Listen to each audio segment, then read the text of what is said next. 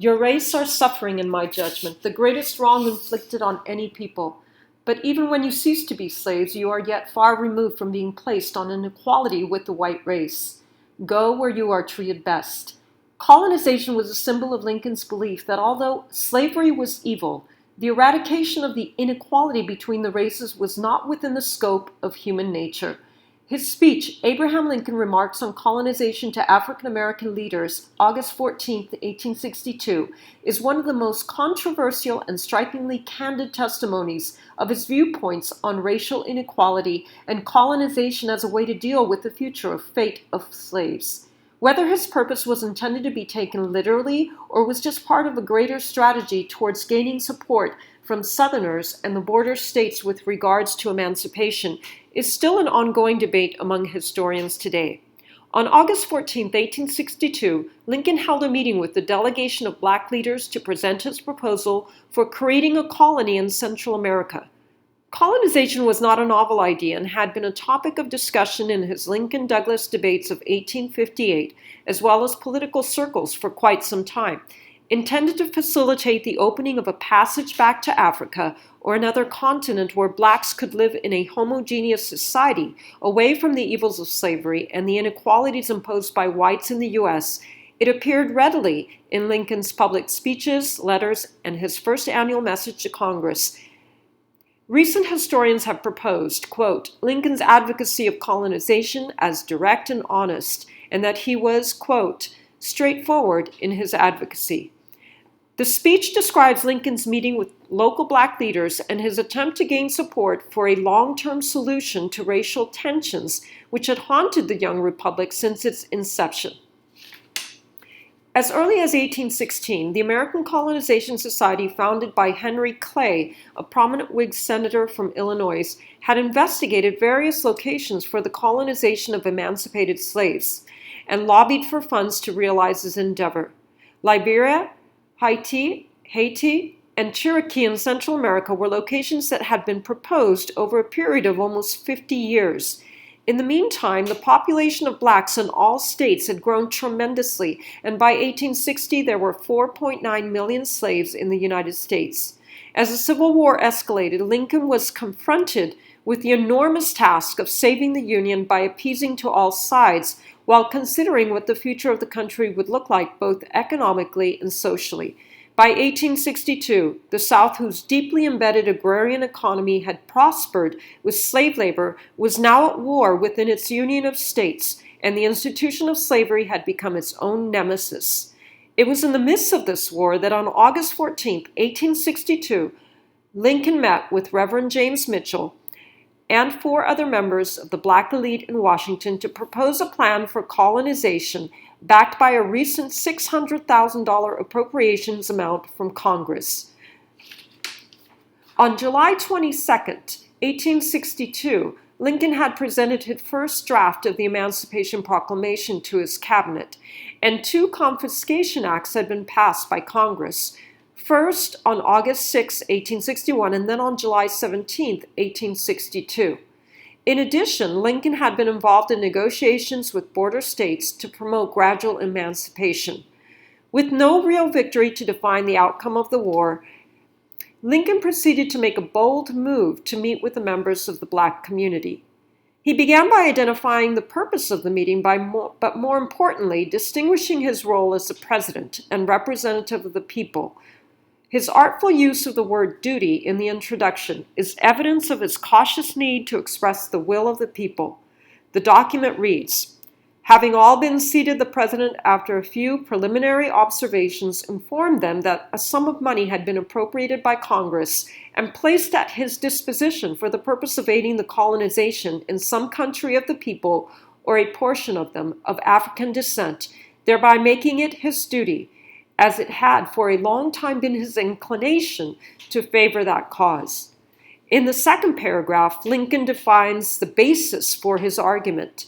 He poses a question and makes a statement that there are distinct differences between the races, thereby creating a need for colonization. He is clearly trying to sell the idea by focusing on the innate physical differences, which according to him place both races at a great disadvantage and cause suffering on both sides. He attempts to convince the black delegation that colonization is the answer which would benefit all blacks in the U.S., whether free or enslaved, now or in the future. He says, why should they leave this country? This is, perhaps, the first question for proper consideration.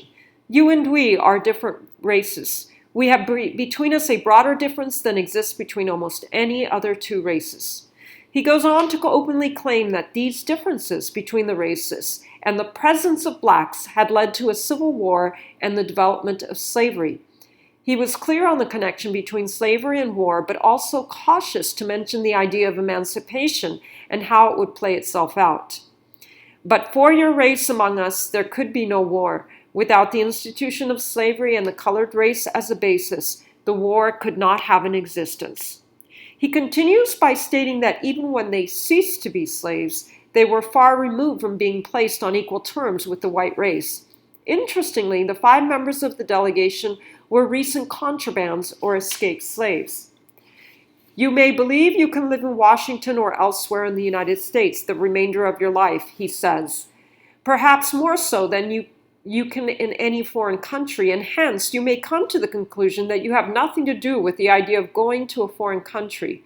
This is, I speak in no unkind sense, an extremely selfish view of the case. Although Lincoln had a history of taking a centrist approach in his public discourse, he expresses a strong personal view in this paragraph that any alternative to colonization would be an extremely selfish view of the case. He understood that it was only with the approval of the leaders of the black community that such a plan could become a reality. The members of this delegation were by no means leading or prominent black leaders. In fact, Frederick Douglass, who had made himself a fierce spokesman for the black community, was not a participant in this meeting.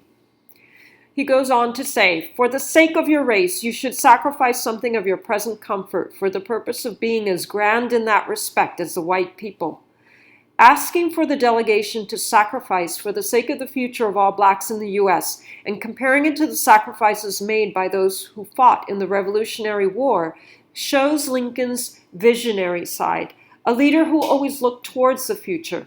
There have been 2 schools of thought regarding his intentions. Whether this meant that he could not reconcile the idea of a peaceful coexistence between the races, or whether these statements identified with a racist scheme to cleanse American society of all blacks. Lincoln rarely operated in a vacuum, but consistently mediated opposing views to reach compromises. He then goes on extensively to give the delegation details of a newly proposed colony in Central America with rich coal resources and an ideal location for the colony. Its proximity to the U.S. would make it a more suitable place than Liberia. Lincoln talks with enthusiasm about the advantages of creating a colony in the province of Chiriquí in Central America, and promotes the idea of coal as a way to provide them with a form of self-reliance. He assures the delegation that he will take steps to gain the political support of the local leaders in Central America, where they would be welcomed. It has been argued that the sheer logistics of transporting nearly 5 million emancipated slaves was unrealistic and based on the willingness of the blacks to voluntarily emigrate rather than to be deported. David Herbert Donald stated that, quote, the plan was entirely rational and wholly impracticable. In his final statement, Lincoln says, I want you to let me know whether this can be done or not. This is the practical part of my wish to see you.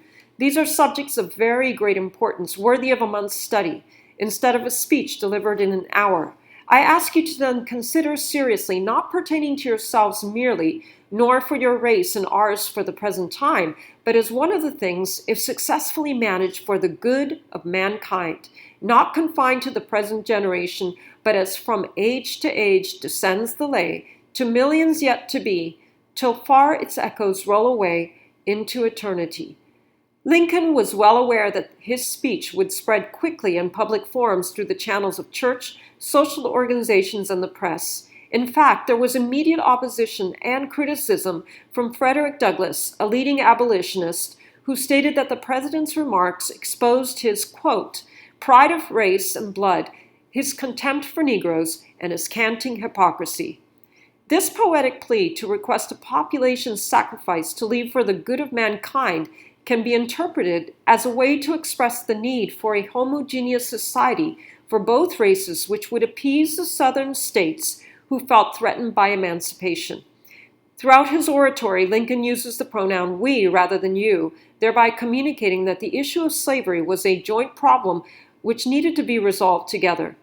Was Lincoln's meeting a last attempt to not surrender this game, leaving no available card unplayed, as he stated in a letter to Reverend E. Johnson a month earlier?